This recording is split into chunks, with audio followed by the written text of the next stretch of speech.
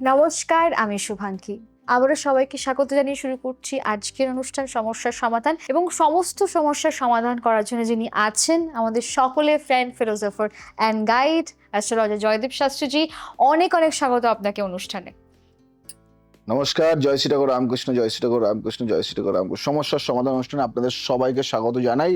আজকে এমন কিছু পার্সন আমাদের কাছে এসছে, বহু ব্যক্তিত্ব আসে, তো তাদের মধ্যে থেকে কিছু মানুষ আমাদেরকে বলে, দাদা আমার এই করুণ কাহিনীটি তুমি যদি একটু প্রশ্নের আকারে বলো।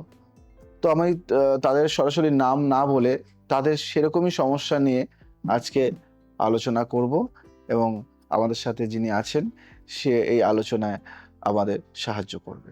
এবং আপনারা প্রশ্ন করতে পারেন। আমাদের একটা ফেসবুক পেজ আছে, আমাদের একটা ইনস্টাগ্রাম পেজ আছে এবং ইউটিউব চ্যানেল আছে অ্যাস্ট্রোলজার জয়দীপ শাস্ত্রী। সেখানে আপনারা কমেন্ট করে আপনাদের প্রশ্ন জানাতে পারেন এবং আমাদের পেজটাকে লাইক, ফলো এবং শেয়ার করবেন। এবং এই অবাঞ্ছিত যে বদলি আটকানোর বা নিজের পছন্দের জায়গা ফিরে আসার জন্য এর কি কোনো উপায় আছে? হ্যাঁ, যদি গ্রহের অবস্থান অনুকূল করা যায়। অলোকবাবুকে আমি প্রতিদিন সূর্যোদয়ের সময় আদিত্য হৃদয় স্তোত্র পাঠ করতে বলি, কারণ সূর্য হলেন প্রশাসনের প্রধান কারক। সেই সাথে দশম ঘরকে শান্ত রাখতে একটি পঞ্চমুখী রুদ্রাক্ষ ধারণের পরামর্শ দিই। এই নিয়মের পর প্রশাসনিক স্তরে তার আবেদন মঞ্জুর হয় এবং তিনি পুনরায় নিজের ঘরের কাছাকাছি বদলি পান। আচ্ছা, এই যে আরেকটা বিষয়, সেটা হলো মেধা থাকা সত্ত্বেও কর্মহীনতা বা বেকারত্ব বা ভাগ্যে যে ভাব বা নবম ঘরের বিচার, সেটা নিয়ে আমাদের প্রশ্ন। এবং আজ আমাদের যে আলোচনার যে প্রশ্নটি, সেটা হলো বহু শিক্ষিত বেকার যুবক যুবতীর মনে কষ্ট। তারা উচ্চ শিক্ষিত আছে, ডিগ্রিও হাতে আছে, মেধাও আছে, ট্যালেন্টও আছে, তাও কোনো ভালো চাকরি তারা পাচ্ছেন না বা জুটছে না। ছোটখাটো কাজ করতে হচ্ছে বা ধরো ঘরে বসে থাকতে হচ্ছে। যেমন আমাদের তরুণ আইটি ইঞ্জিনিয়ার প্রীতম, ও মেসেজ করেছে সব যোগ্যতা থাকা সত্ত্বেও সে আজ কর্মহীন। কিন্তু এই যে দুর্ভাগ্যের পেছনে দায়ী কে, কি বলবেন আপনি? এটা অত্যন্ত বেদনাদায়ক পরিস্থিতি। একজন মানুষের জীবনে মেধা বুদ্ধি থাকলেও যদি ভাগ্য সাথ না দেয় তবে কর্ম পাওয়া কঠিন হয়। জ্যোতিষে নবম ঘর হলো ভাগ্যের স্থান এবং দশম ঘর হলো কর্মের স্থান। প্রীতমের ছকে বুদ্ধির ঘর মানে পঞ্চম এবং কর্মের ঘর মানে দশম খুব শক্তিশালী ছিল, কিন্তু ভাগ্যের ঘর অর্থাৎ নবম ঘরে বসেছিলেন নিচস্থ বৃহস্পতি এবং তার উপর রাহুর পূর্ণ দৃষ্টি ছিল। একে বলে ভাগ্য হানি দোষ। ভাগ্য সহায় না থাকায় ইন্টারভিউতে সব প্রশ্নের সঠিক উত্তর দিয়েও সে সিলেক্ট হচ্ছিল না।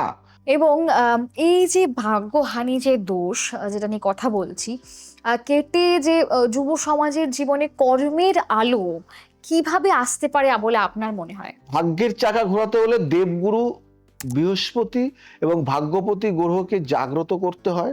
প্রীতমকে আমি প্রতি বৃহস্পতিবার বিষ্ণু সহস্র নাম শোনার পরামর্শ দিই, কপালে হলুদের তিলক লাগাতে বলি এবং একটি উচ্চমানের পোখরাজ ধারণ করতে বলি। এই প্রতিকার করার পর তার ভাগ্যের বাধা কাটে এবং মাত্র 2 মাসের মধ্যে সে একটি বড় সংস্থায় উচ্চ পদে নিযুক্ত হয়। একেবারে যাকে বলে স্বপ্ন পূরণ। এবং উনি আছেন মানে স্বপ্ন পূরণ হবেই।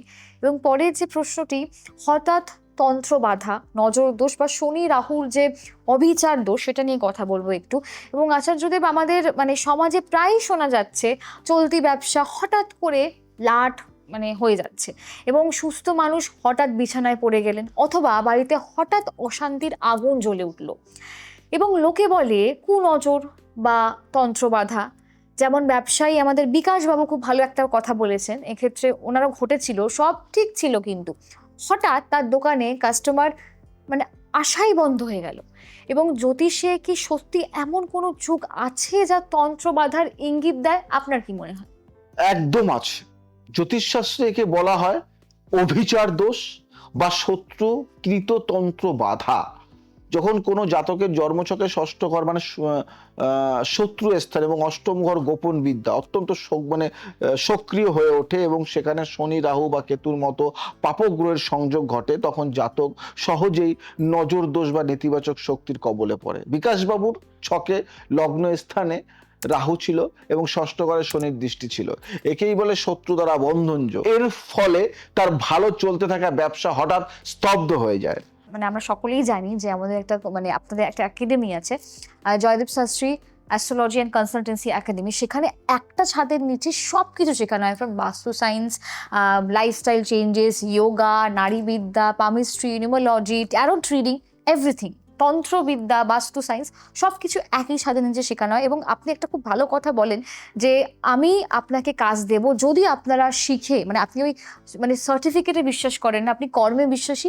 এবং এটাও বলেছেন যে এই ছাত্র বা ছাত্রীরা আমার কাছে এসে শিখবে এবং যদি কাজ না পায় আপনি আপনার টিমে ইনক্লুড করবেন, এবং আপনি টেবিল থেকেও বলেন যে আপনি কর্মসংস্থান দেবেন। সেটার ব্যাপারে যদি একটু কিছু বলেন।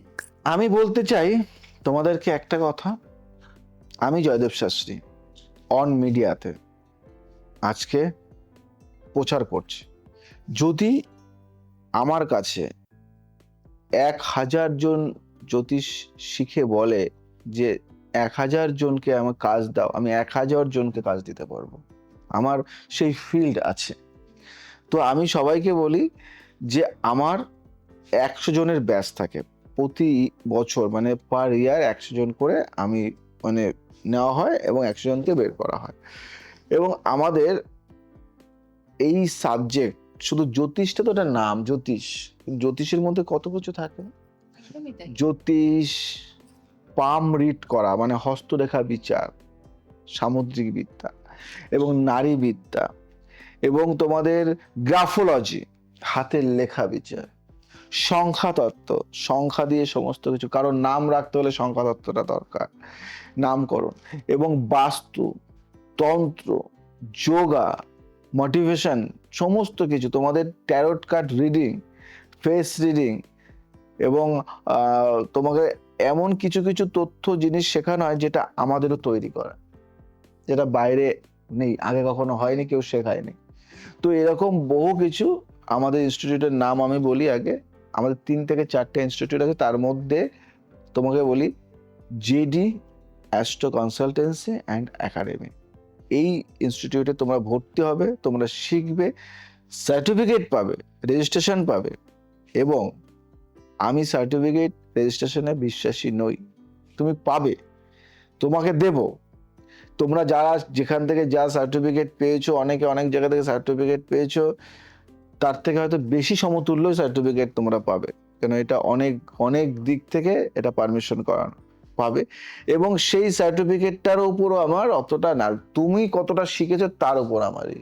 এবং তুমি শেখার পরে সার্টিফিকেটের সাথে সাথে আমাদের কাছে জবও দেওয়া হয়। তুমি এটা শিখে তোমার ফেলা না, তুমি চাইলে এখানে জব করতে পারো সারা জীবনের জন্য, তুমি নিজে চেম্বার খুলতে পারো, সমস্ত সহযোগিতা, সমস্ত প্রক্রিয়া আমি জয়দেব শাস্ত্রী, আমার টিম করবে। তো তাই বলি, চিন্তা নেই, যারা শিখতে চাইছো তারা কন্ট্যাক্ট করো, যারা দেখাতে চাইছো তারা কন্ট্যাক্ট করো, এবং আমি আছি তোমাদের সাথে। এই ছোট্ট সময়ের মধ্যে অনেক কিছু বিস্তারভাবে বলা যায় না, তবুও চেষ্টা করি যাতে তোমরা বুঝতে পারো সেইভাবে বলার।